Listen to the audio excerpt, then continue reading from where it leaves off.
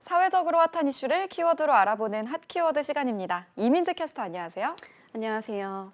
네, 요즘 주변에 독감 걸리는 분들 많은데요. 중국에서는 독감뿐만 아니라 폐렴 같은 여러 호흡기 질환이 동시에 유행하고 있다는 소식이 있습니다. 이 중에서는 코로나19 바이러스처럼 폐렴을 일으키는 것도 있다고 하는데요. 그래서 우리나라뿐 아니라 이웃 국가들은 제2의 코로나19 사태를 걱정하며 긴장하고 있는 상황입니다. 핫 키워드에서 짚어보겠습니다. 중국에서 폐렴이 유행한다는 소식 나온 지가 꽤 됐는데요. 좀처럼 줄지 않고 계속해서 확산하고 있다죠.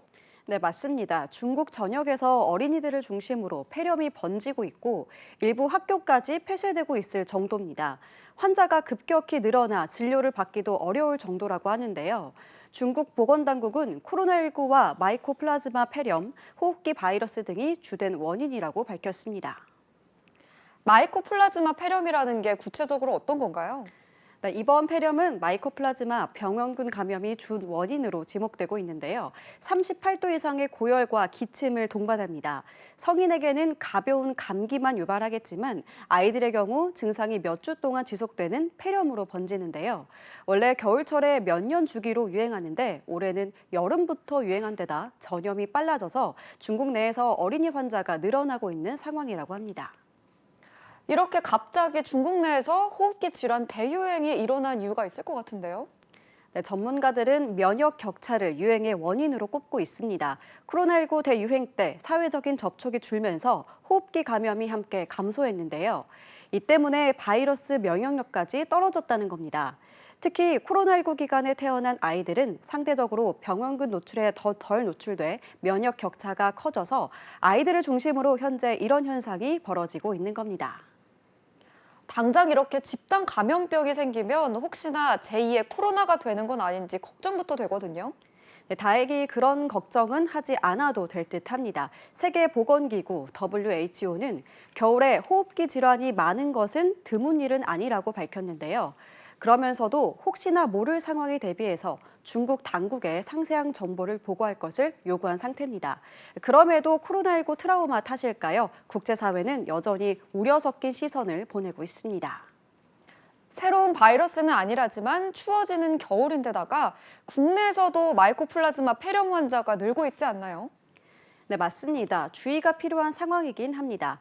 국내에서도 마이코플라즈마 폐렴에 걸린 어린이 환자가 늘고 있어서인데요. 10월 4주 환자 수는 8월 4주의 2.6배나 됐습니다. 게다가 독감 환자도 평소에 2배 정도로 많고요. 질병관리청은 국내에서 3, 4년 주기로 마이코플라즈마 폐렴균에 의한 감염증이 유행하고 있다고 밝혔습니다. 그런데 문제는요, 이렇게 환자 수가 많아지면 의료기관 대응이 어렵지 않을까 걱정도 됩니다. 특히나 요즘 어린이들 진료를 볼 수 있는 곳이 확 줄었잖아요. 네, 맞습니다. 우리나라는 소아청소년과 의료 환경이 점점 열악해지고 있죠.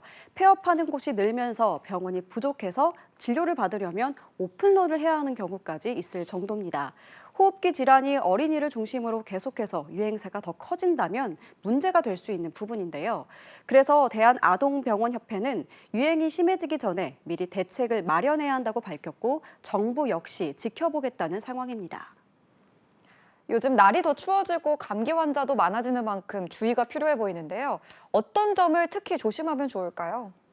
네, 코로나19를 통해 모두가 이제는 몸에 밴 습관이기도 하죠. 기본 중에 기본이 된 개인 위생을 잘 지키는 겁니다. 손 잘 씻기와 마스크 쓰기 등 필수입니다.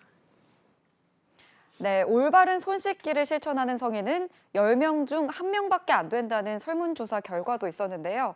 마이코플라즈마 폐렴은 예방 백신이 없는 만큼 개인 위생을 철저히 하는 것만이 답인 상황입니다. 지금까지 핫키워드 이민재 캐스터였습니다. 고맙습니다.